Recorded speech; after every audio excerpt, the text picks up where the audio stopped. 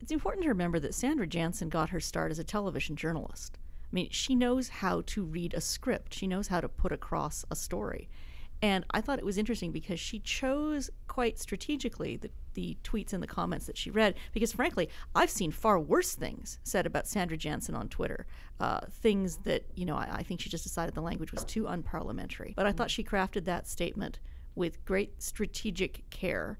It had a powerful impact. And you saw that even some of the people who'd been the most critical of her decision to cross the floor got up in that standing ovation that she received afterwards. She had an intuition that if she read the words and read them powerfully, structured in the way that she did, it would have a different impact than just saying on Twitter, people were mean to me.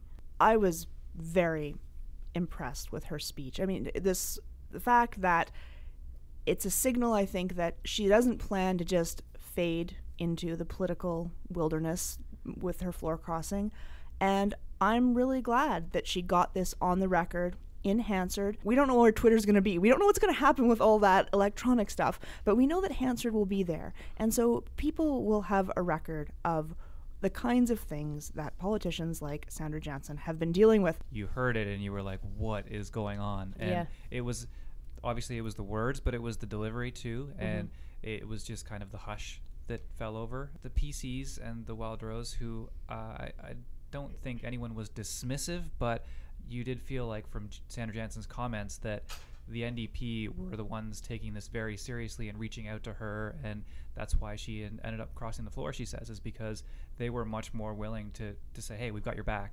As a man, it is really hard to truly understand these things, and my experience on Twitter is very different than my wife's experience on Twitter. I was on vacation, and we both tweeted the same story, and I was sitting on the couch with her watching her replies and then my replies, and they were incredibly different. I know this is annoying for women, but sometimes you do have to jolt men into understanding what goes on, because that's exactly what Sandra Jansen was doing, was saying, hey, this is my experience, and I'm going to make you see it. I'm going to make you hear it. And I think it was a really useful thing to do. Normally, this would not fly at all in the legislature. I mean, we saw last week in the House of Commons in Ottawa when the word fart raised a kerfuffle, right? So this is the level, that's why this was so significant, I think, and so impactful, is because normally somebody would stand up and object to these words being said on the floor of the legislature. This time, nobody did, right? They all understood the point. I think that it's important that she did this because then I think it also helps everyone understand why,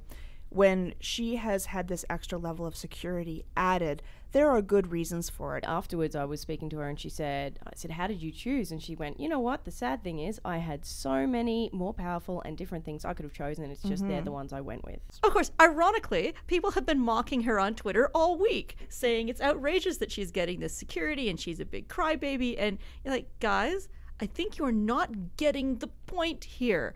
They don't assign security details on a whim.